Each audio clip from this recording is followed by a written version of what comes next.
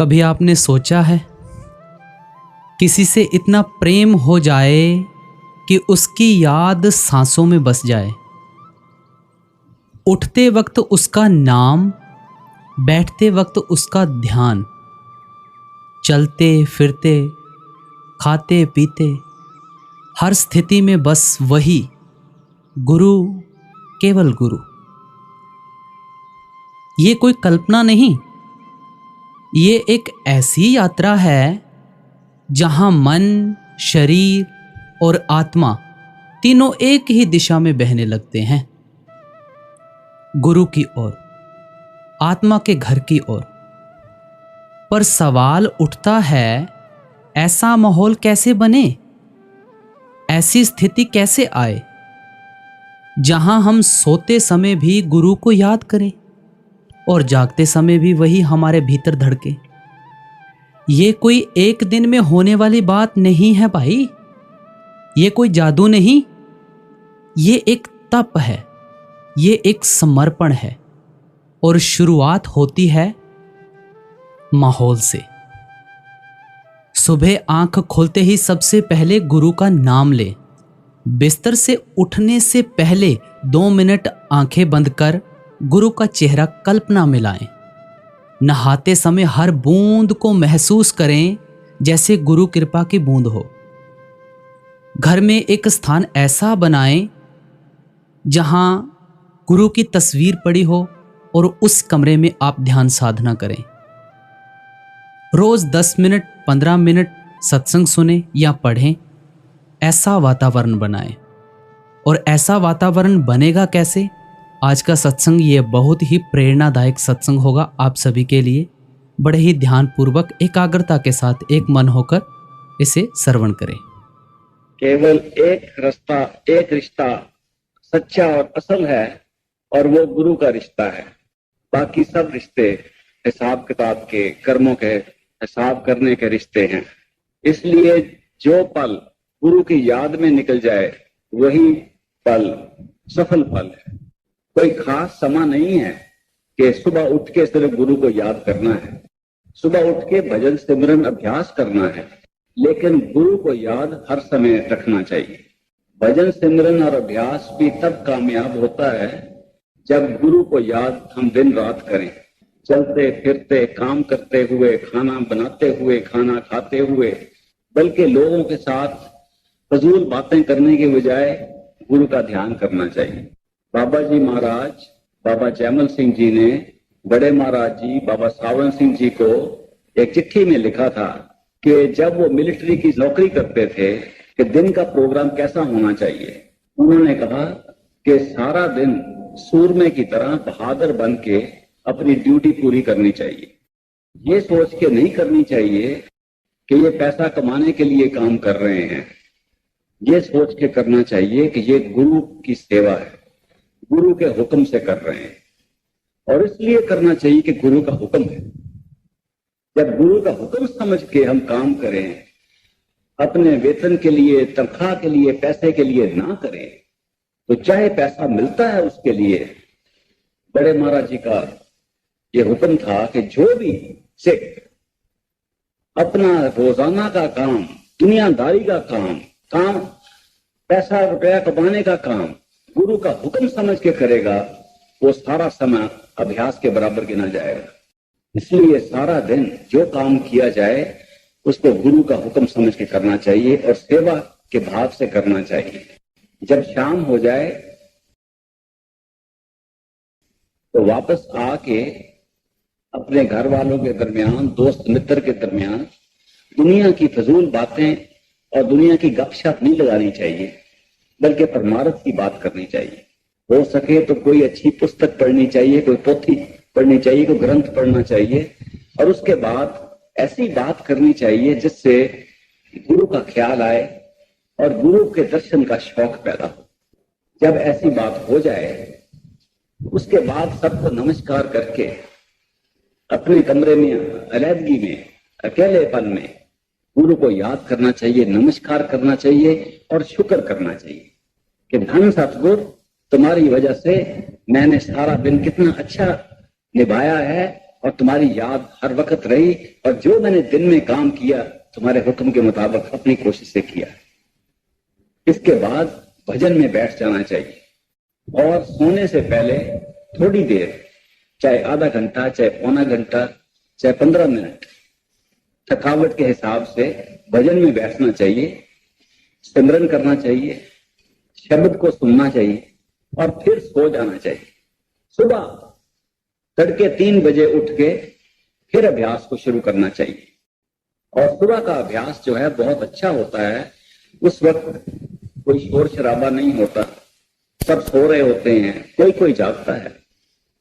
उस टाइम पे उठ के 3 बजे बहुत दया मेर हो रही होती है। सतगुरु एक दया मेर का भंडार और टोकरा लेके घूम रहे होते हैं कि कोई इंतजार कर रहा है। उस वक्त किसी ने गप्पा लेना है तो अच्छा मौका हो, वो टाइम अपना भजन सिमरन में लगा के तैयार हो जाना चाहिए। अगर समय है काम पे जाने के लिए तो फिर थोड़ी देर सो जाना चाहिए। उसके बाद तैयार होके सतगुरु का नाम फिर लेके अपने काम पर चले जाना चाहिए।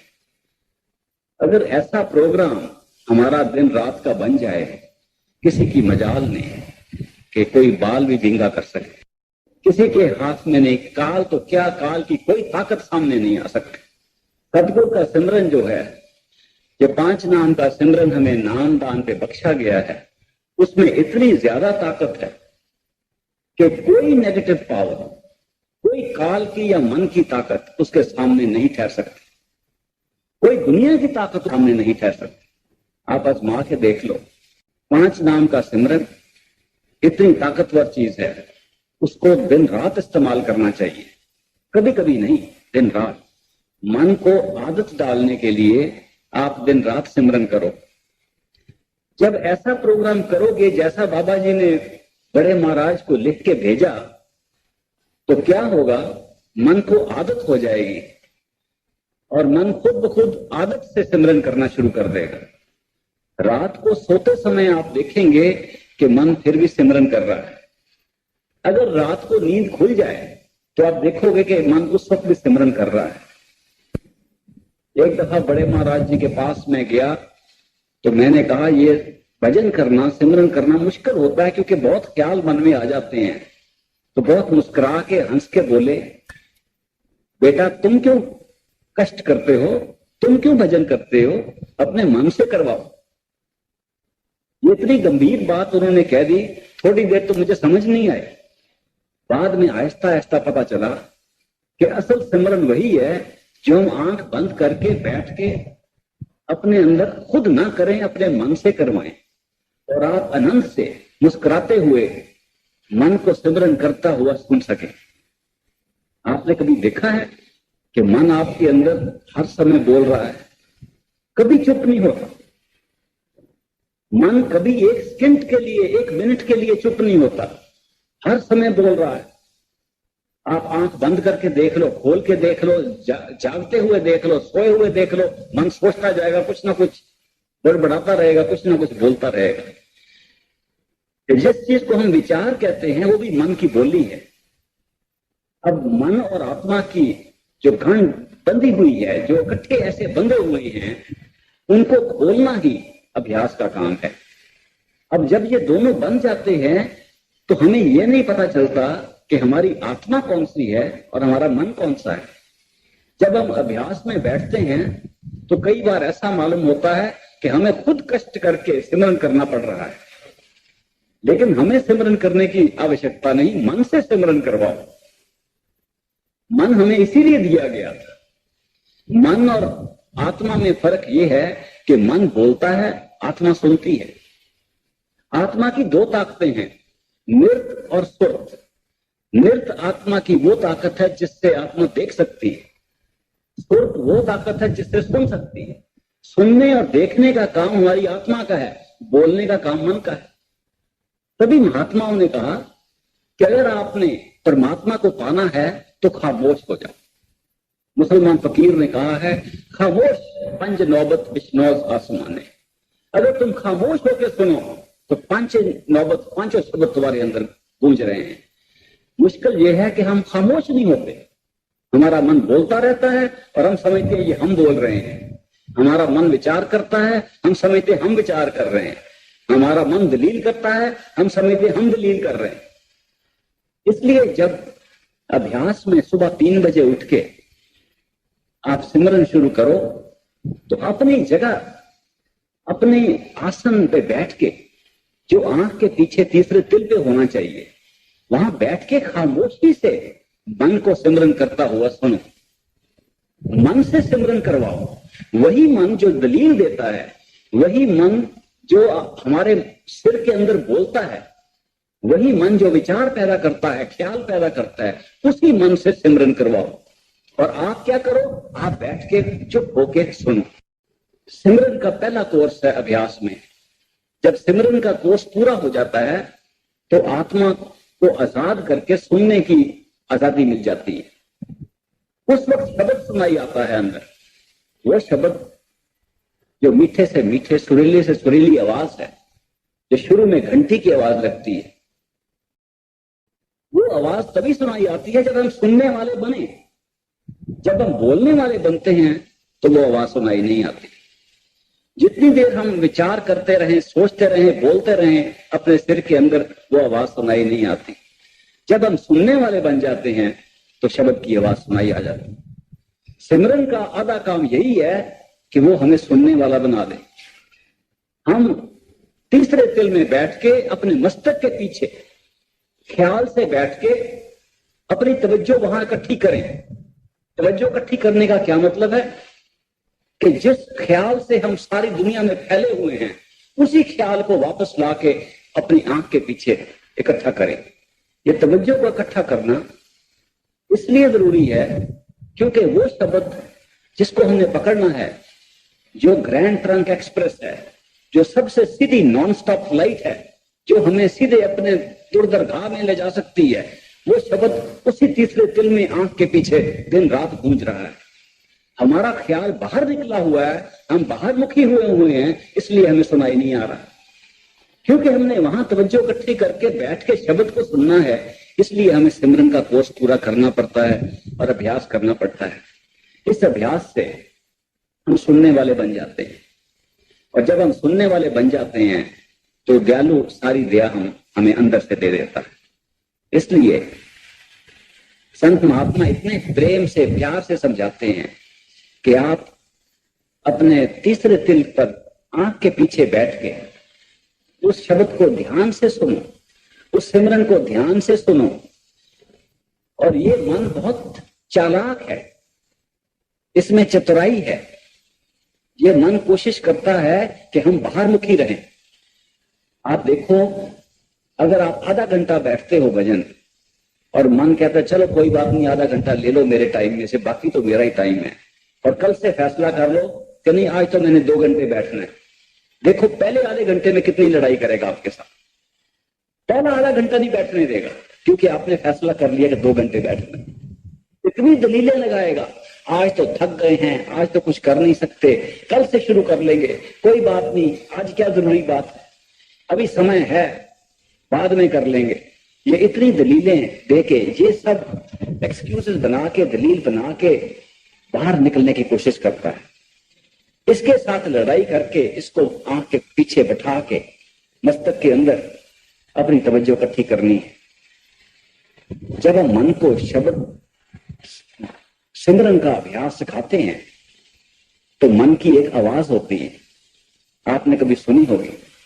जब आप आंख बंद करके भजन में बैठते हो तो भजन जो सिमरन शुरू करते हो वो किसकी आवाज में हो? वो आपकी आवाज, दरअसल आपकी आवाज नहीं है, वो आपके मन की आवाज। अगर मन की आवाज को आप अच्छी तरह सिमरन में लगा दें और सिमरन को आहिस्ता आहिस्ता पुकारें, जल्दी से नहीं। ये कोई घास कटने वाली बात नहीं है कि जल्दी जल्दी सिमरन करके तो उठ जाए। ये तवज्जो को इकट्ठे करने वाली बात है। इसलिए जब भी सिमरन करें तो सिमरन के 5 शब्द को ऐसे अलग अलग बोलना चाहिए ताकि तवज्जो एक एक शब्द में आए, एक एक लफ्ज ध्यान से सुने। ये मन बोल रहा है पांचों नाम को अलग अलग सुनो। जितने ध्यान से सुनते हैं उतनी तवज्जो वहां इकट्ठी होती है। जितने आप गंभीर तरीके से उसको बोलोगे शब्द को, उतनी ज्यादा तवज्जो आंख के पीछे इकट्ठी हो। ये नहीं कि बिल्कुल मध्यम आवाज में बोलो, आहिस्ता बोलो लेकिन जोर से बोलो। जोर से इसलिए बोलो ताकि और कोई ख्याल की आवाज ना सुनाई आ सके। अब जो पुराने अभ्यासी हैं उनका एक अनुभव है, हम फायदा उठा सकते हैं। पुराने अभ्यासी कहते हैं कि जब वो सिमरन करते हैं और 5 नाम को जपते हैं, बार बार उसको जपते हैं, तो 5 नाम तो मन आराम से एक रूटीन तरीके से एक आदत से बोल रहा है, लेकिन मन में एक और ताकत बोल रही है जो कहती है अब कब तक बोलना है, कितना टाइम हो गया है, अब कब उठेंगे, हम तेज तो नहीं बोल रहे, जल्दी तो नहीं बोल रहे। वो कौन है? वो भी मन है। जब हम मन को सिमरन में लगाते हैं तो मन की कोशिश ये होती है कि सिमरन को दबा के जुबान पे ले आए और आप फिर फ्री होके आजाद होके बाहर भाग जाए। इसलिए हम सिमरन शुरू करते हैं, थोड़ी देर के बाद देखते हैं कि सिमरन तो जुबान पे आ गया है, मन फिर आजाद होके भाग गया है। उस भजन और सिमरन से हमारी तवज्जो यहां इकट्ठी नहीं होती, क्योंकि मन तो भाग गया, मन तो फिर विचार में चला गया और हम समझते रहे कि हम सिमरन कर रहे हैं और सिमरन जुबान पे आ गया, मन पे नहीं आया।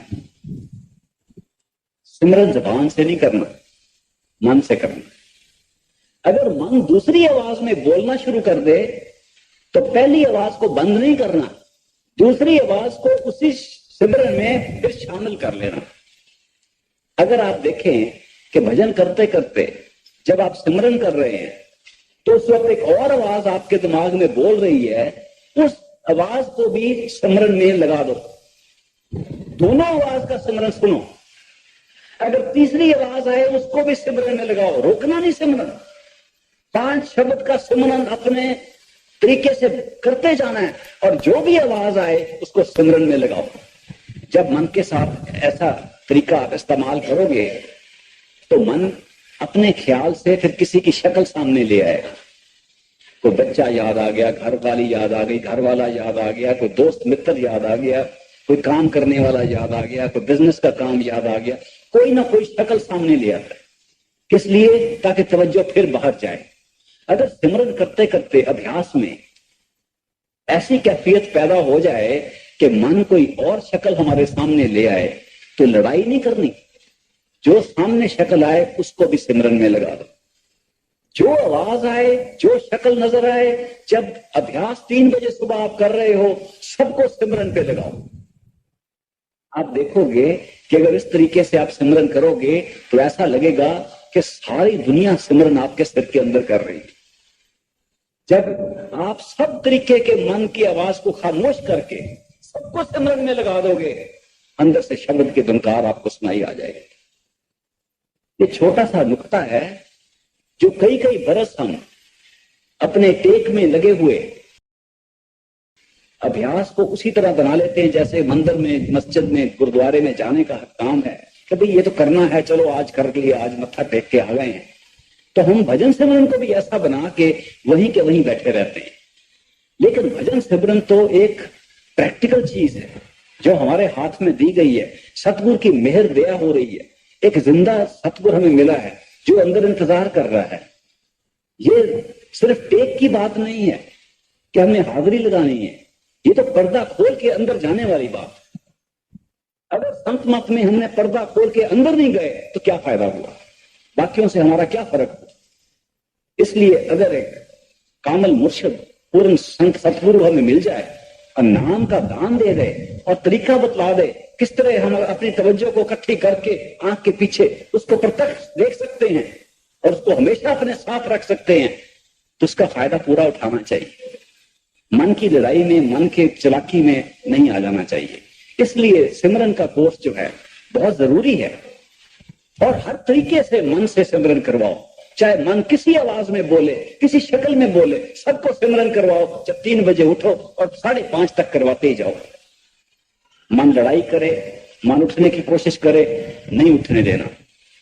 पांव में दर्द हो जाए, टांग में दर्द हो जाए, को आज तो तुम्हें पकड़ के हमने बैठाना, कुछ हो जाए, कल की बात कल देखेंगे, आज तो बैठो। अगर इस तरीके से हम मन को काबू करें और उसको सिमरन में लगाएं तो शब्द की आवाज अंदर प्रकट हो जाती है। जब शब्द की आवाज आ जाए तो सिमरन को छोड़ सकते हैं। दोनों करने की जरूरत नहीं है। सिमरन का कोर्स इसीलिए करते हैं ताकि अंदर शब्द को पकड़ सके।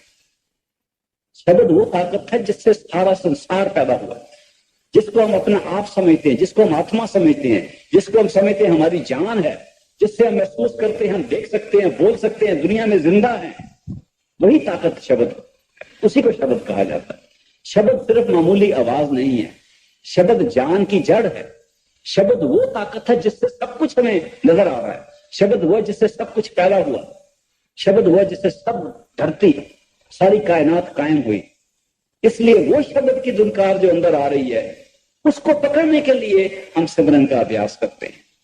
शब्द की आवाज जब ना भी आए, थोड़ी थोड़ी आवाजें शुरू हो जाती हैं। आप सिमरन का कोर्स पूरा करो और मन को डट के बैठा के करो तो आप देखोगे कोई ना कोई आवाज सुनाई आ जाती है। 10 आवाजें ऐसी हैं जिनमें कशिश की ताकत नहीं है, वो खींचती नहीं है, लेकिन प्रैक्टिस के लिए, अपने साधारण तरीके के सुनने की ताकत के लिए, सुनने की आदत के लिए वो काम आ जाती हैं। वो कैसी आवाजें हैं?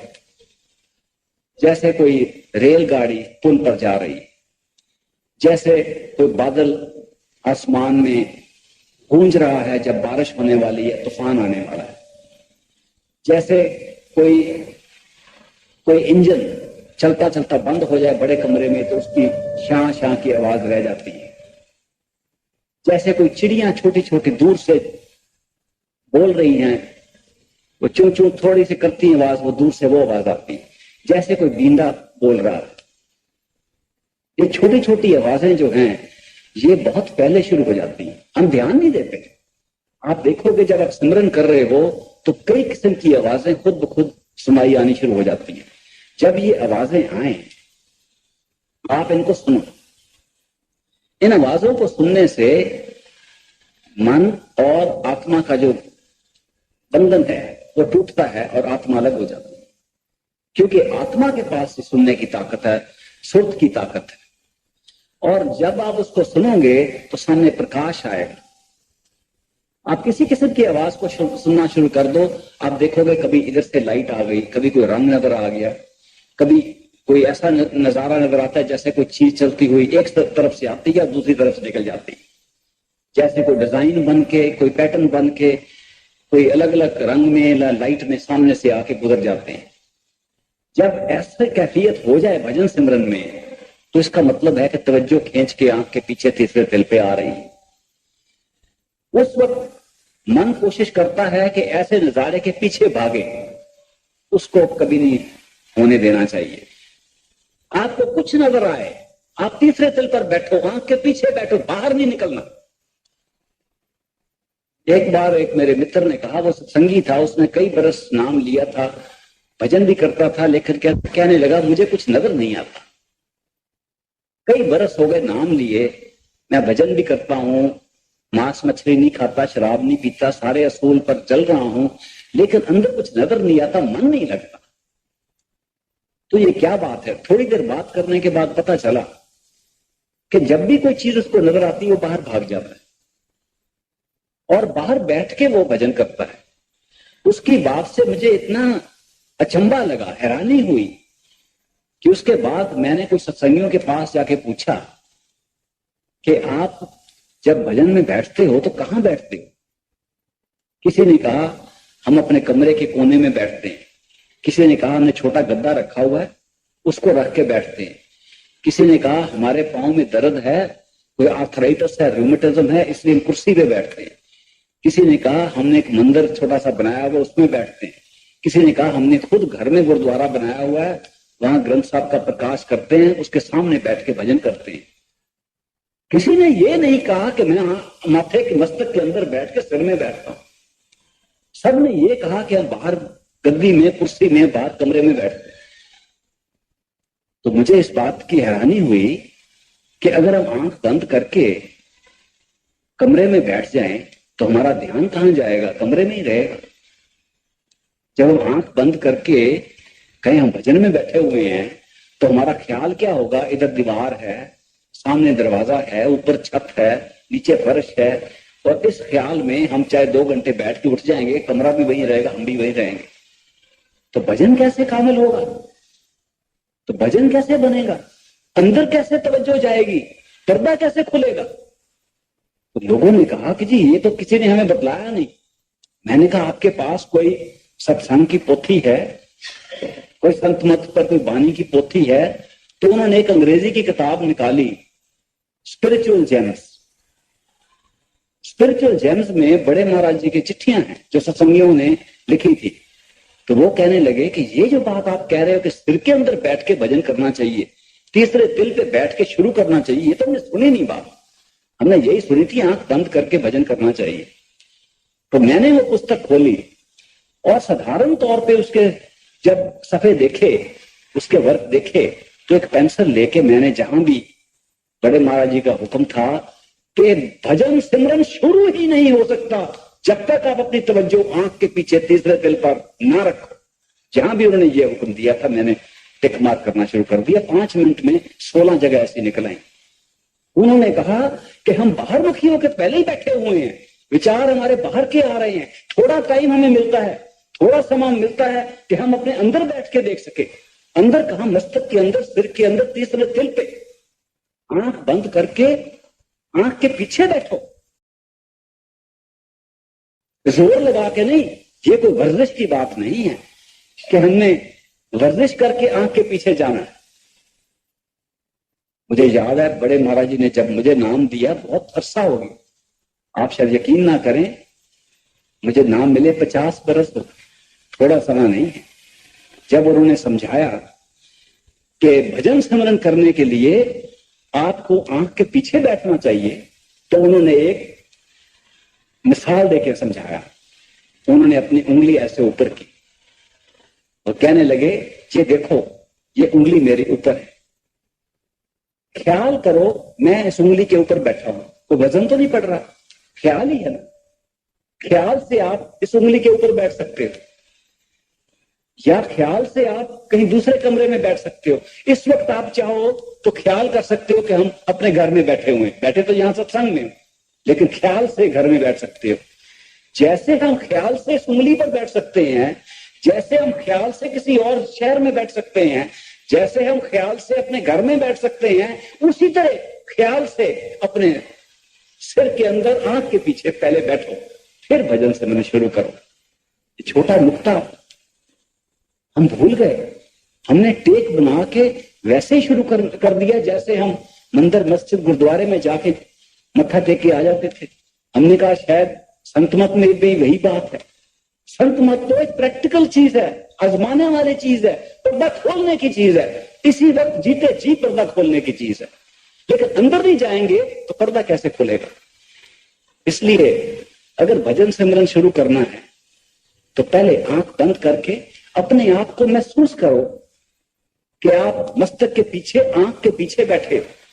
ये हमारी आंखें जो हैं, ये जब खोलते हैं तो बाहर देखती है, अगर बंद कर दें, देखें बाहर ही, तो हमारी तवज्जो बाहर ही रहती है, चाहे आंख बंद हो जाए। इसलिए हमने आंख के पीछे बैठ के अंदर से देखना है, और ऐसे ख्याल से बैठना है जैसे ख्याल से उंगली के ऊपर बैठ सकते हैं। आंख बंद करके ये सोचना है, ये शरीर हर मंदिर है, ये शरीर उसका गुरुद्वारा है, कोई बाहर गुरुद्वारा है ही नहीं, वो नकल बनाई गई है।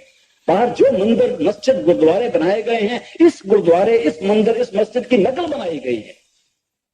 असल मंदिर, असल गुरुद्वारा, असल मस्जिद यही शरीर है, और इसी शरीर के अंदर बैठना है। बाहर बैठ के कैसे पूछ सकते हैं? इसलिए जब हम इस शरीर के अंदर बैठते हैं और महसूस करते हैं कि ये शरीर तो एक मकान है, और आंख बंद करके महसूस करें इस मकान के अंदर बैठे हैं। अजीब शक्ल है मकान की, इंसान के शरीर की तरह बनी हुए है तो मकान है, और इस तरह बैठे कि मकान हिले नहीं। आप मकान में बैठते हो, अगर हिल जाए तो कहते हैं भूचाल आ गया। अगर शरीर में बैठ के भजन सिमरन करना है और शरीर हिलता रहे तो भूचाल आ रहा है। शरीर को ऐसे बैठाना है जैसे ये पक्का मकान, और अच्छे गार्डर डाल के, अच्छे लोहे से, सीमेंट से पक्का बनाया गया है। और फिर आंख के पीछे ऐसा पक्का फर्श बनाओ कि सुरत नीचे ना जा सके। ये भजन शुरू करने से पहले, सिमरन करने से पहले आप अपने शरीर के अंदर बैठो और ख्याल से आंख के पीछे ऐसा पक्का फर्श बनाओ कि उस पर बैठ के आप नीचे ना जा सको। क्योंकि जब भी हम नीचे जाते हैं तब सो जाते हैं। आप देखोगे कि भजन में अगर तवज्जो आंख के नीचे जाए तो हम सो जाते हैं, नींद आती है। आपको पता है हम कितनी बार सो जाते हैं? भजन करते करते सिर नीचे जाता है। क्यों? क्योंकि हमारी तवज्जो नीचे जाती है। अगर आप ये ख्याल से, अंदाजे से, अपनी इमेजिनेशन से पक्का फर्श बना के उसके ऊपर बैठो और देखो कैसा अजीब मंदिर है। इसके ऊपर देखो कैसा गोल सिर बना हुआ है, इसके दोनों तरफ दीवारें ऐसी हैं, उसके बाहर कान लगे हुए हैं, नीचे शरीर, एक नाक है, मुंह है, सारा शरीर नीचे है और हम यहां बैठे हुए। ऐसा ख्याल करके फिर वहां बैठ के सिमरन शुरू करो। देखो तवज्जो इकट्ठी होती है कि कमरे का तो सवाल ही नहीं है, बाहर की दीवारें कहां चली गई, आप तो अंदर की दीवार के अंदर आ गए। इसलिए ये जो हमें प्रैक्टिकल तरीका बतलाया गया है, ये बहुत ही कम लोगों को पता है। एक कामल मुर्शिद सिर्फ बतला सकता है। जो जिंदा सतगुर हमें मिल गए उनसे पता चला।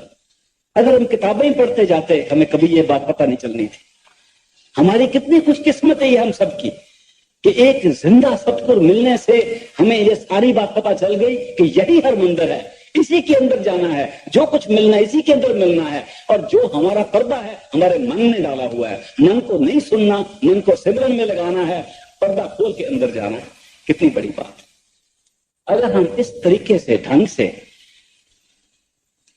तीसरे तिल पे बैठ के सिमरन करें तो आहिस्ता आहिस्ता तवज्जो वहां इकट्ठी हो जाती है और हम भूल जाते हैं कि हमारे हाथ कहां हैं, हमारे पांव कहां हैं।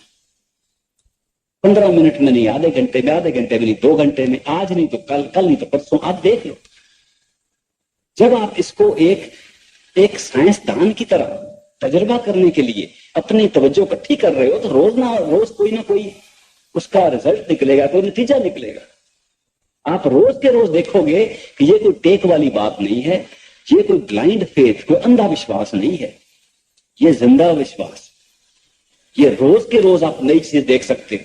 और जब नई चीज देखोगे तो फिर जो मन आज लड़ाई कर रहा है, लड़ाई करके आपको बाहर रख रहा है, उसको लज्जत आ जाएगी, वो आपका दोस्त बन के आपके साथ अंदर जाएगा। ये मन की लड़ाई भी टेम्पररी होती है। तब तक लड़ाई करता है जब कोई अंदर लज्जत नहीं है, जब अंदर कोई मजा नहीं आ रहा। जब बैठते हैं तो मुश्किल लगता है, तब मन बाहर भागता है। जब अंदर लज्जत आ जाए, अंदर रस आना शुरू हो जाए, अंदर के नजारे पसंद आने शुरू हो जाए, अंदर की चमकीली रोशनियां और रंग अच्छी लगनी शुरू हो जाए, तो मन खुद ब खुद आपके साथ चलना शुरू कर देगा और तवज्जो हाथ से, पांव से निकल के इकट्ठी होके आंख के पीछे इकट्ठी हो जाएगी। वहां आप क्या देखेंगे? एक ऐसा टाइम आएगा जब आपको यह नहीं पता लगेगा कि आपके हाथ कहाँ हैं, सामने रखे हुए हैं कि घुटनों पर रखे हुए हैं, यहां रखे हुए हैं, कहाँ हैं। कई बार तो खोल के देखना पड़ता है कि हाथ कहाँ गए। हाथ वही है, तवज्जो खींची गई। पांव कहाँ है? जब हाथ और पांव से तवज्जो निकलती है तो थोड़ी देर के बाद ऐसा महसूस होता है कि हम हवा में हैं, बिल्कुल हल्के हो गए, जैसे हमारा शरीर नहीं है, उड़ रहा है। शरीर तो वही है, लेकिन तवज्जो जब यहां से ऊपर को जाती है तो ऐसा महसूस होता है कि हम हवा में हैं। जब आप और तवज्जो यहां लगाएंगे तो अपने शरीर को भूल जाएंगे और एक सूक्ष्म शरीर को लेके आप चल फिर सकते हैं और आप अपने शरीर को भजन में बैठा हुआ देख सकते हैं। ये कोर्स, पहले कोर्स की निशानी है। इतनी तवज्जो इकट्ठी करने से आप देखेंगे कि ये शरीर आप अपना आप नहीं था, ये तो एक मकान था, ये कपड़ा था, हमने पहना हुआ था, हम छोड़ के निकल गए, फिर पहन सकते। इतनी तसल्ली होने के बाद फिर हम अपना सफर शुरू कर सकते हैं। जब तक हम यहां बैठे हुए हैं हम फंसे हुए हैं, पिंजरे में फंसे हुए हैं। जब यहां से निकल के अपने आप को आजाद कर लें, फिर हम अपना जो स्पिरिचुअल जर्नी है उसको शुरू कर सकते हैं। संत मत का सफर वहां से शुरू होता है। उस शरीर में भी फिर उसी तरह अभ्यास करके अपनी तवज्जो को इकट्ठी करके उसको भी छोड़ सकते हैं, और मन का शरीर रह जाता है उसको भी छोड़ सकते हैं।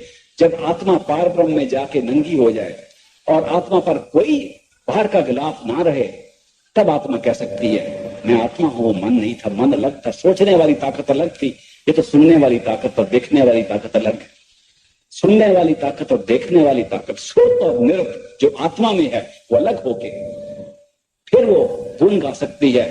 और बड़े महाराज जी कहते थे कि कामल मुर्शिद का जो संत मत है, जो मत है, कामल मुर्शिद का जो मत है वो वहां से शुरू होता है। लोग कहते थे जी पार ब्रह्म कब पहुंचेंगे, यहां तो ब्रह्म प्रकृति तक हम नहीं पहुंच सकते। तो वो कहते थे भाई वहां आ जाओ, हमारा मत तो वहां से शुरू होता है। क्यों? क्योंकि हमारे जो कर्म है हमें यहां लेके बैठे हुए हैं। हम अपने आप को अमीर समझते हैं, गरीब समझते हैं, यहां की करेंसी के मुताबिक समझते हैं। यहां मैं आया तो मैंने कुछ दिरहम ले लिए, अमेरिका में गया डॉलर ले लिए, हिंदुस्तान में गया रुपए ले लिए। जितने रुपए मेरे पास ज्यादा है उतना मैं अमीर, जितने डॉलर ज्यादा है उतना अमीर हूं, जितने दिरहम ज्यादा है उतना अमीर हूं। क्यों? क्योंकि ये सिक्का जो है ये यहां चलता है। जितना सिक्का यहां मेरे पास होगा उतना मैं अमीर हूं, जितना मैं अमीर हूं उतना सामान खरीद सकता हूं, जितना खरीद सकता हूं उतना इकट्ठा कर सकता हूं, उतना दूसरों को बतला सकता हूं मैं आपसे ज्यादा आगे हूं। लेकिन ये सारा सिक्का यहीं का यहीं इस शरीर के साथ रह जाता है। जब ये शरीर मरता है और हम देखते हैं लोग मर के गुजर के जा रहे हैं, कोई नहीं अपने साथ पैसा लेके गया। कोई अमीर गरीब यहां का अपनी अमीरी गरीबी को ऊपर ले जाके नहीं ले जा सका। सूक्ष्म शरीर में जाके ये डॉलर ये सिक्का काम नहीं आता। कोई सिक्का काम आता है, वहां भी अमीर गरीब है। आप देखोगे शरीर को छोड़ के आप ऊपरली मंजिल में चले जाओ, वहां भी अमीर गरीब है, लेकिन ये सिक्का वहां नहीं चलता। कौन सा सिक्का चलता है? सूक्ष्म शरीर में कर्म का सिक्का चलता है।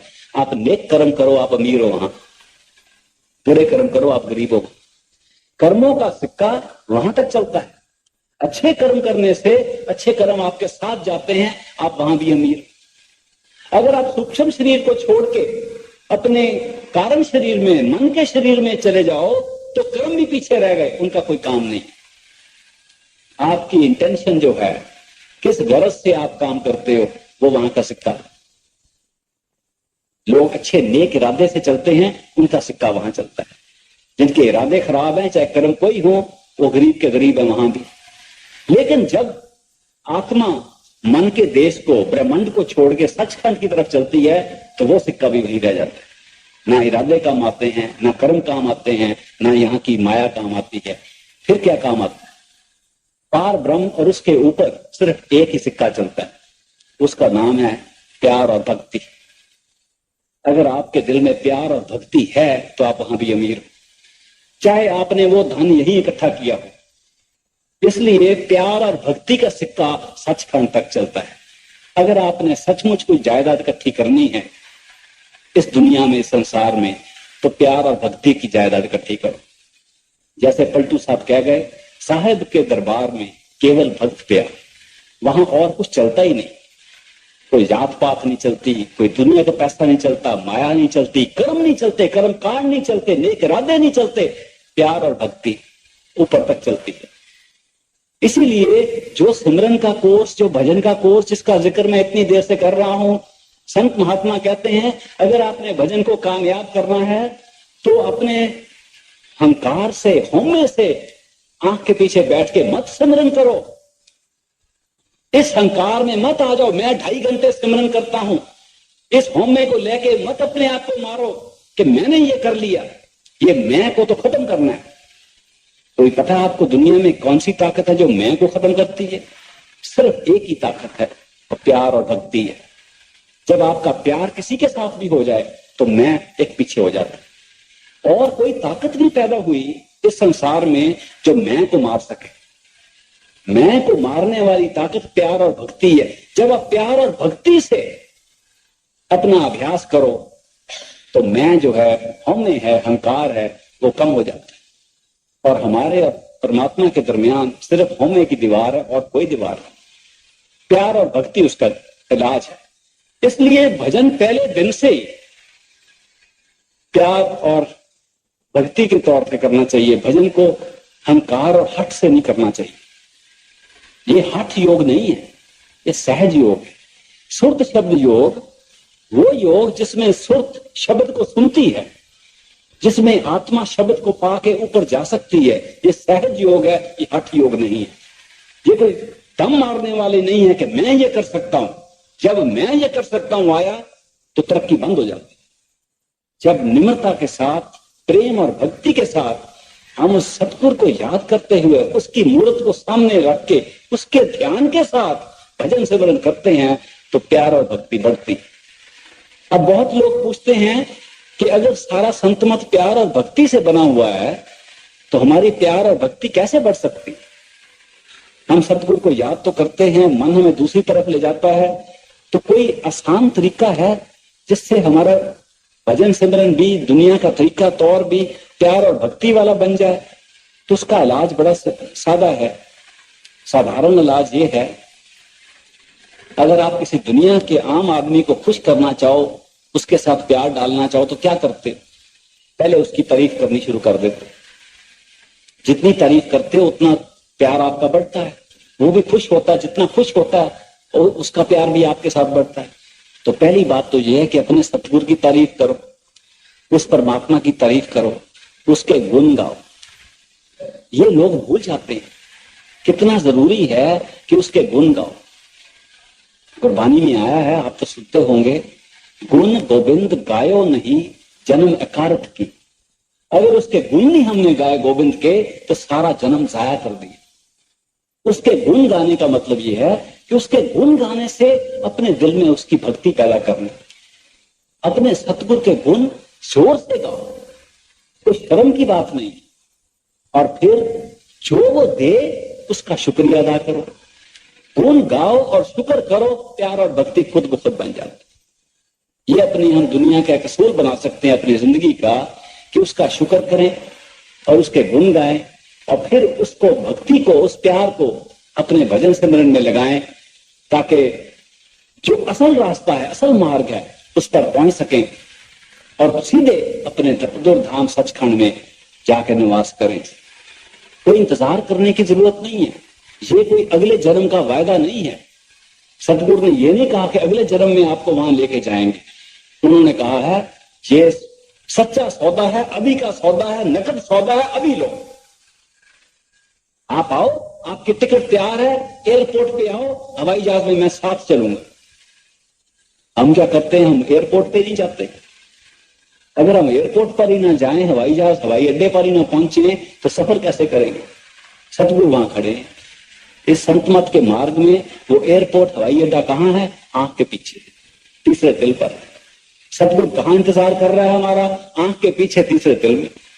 खुद इंतजार कर रहा है और आप देख सकते हो उसी रूप में इंतजार कर रहा है जिस स्थूल रूप में हमें नाम बख्शा है। वह स्थूल रूप में क्यों आया? हमारे लिए आया। हम अंदर जाते नहीं, पर्दा खोलते नहीं। परमात्मा को भी बाहर सतगुरु के रूप में हमें बचाने के लिए आना पड़ता है। उसका रूप देख के पहचान के लिए हमें अंदर जाना चाहिए।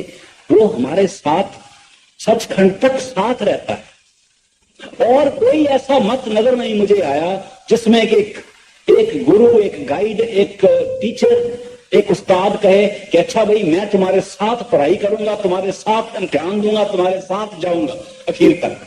सब ये कहते हैं ये रास्ता है, जाओ भाई, हमने तुम्हें रास्ता दिखा दिया। एक यही संत मत है और पूर्ण सतगुरु के नाम दिया हुआ एक मत है जिसमें गुरु कहता है मैं अकेला नहीं छोड़ूंगा, तुम्हें आखिर तक साथ लेके जाऊंगा और तुम्हारा साथ मेरा पक्का हमेशा के लिए हो गया।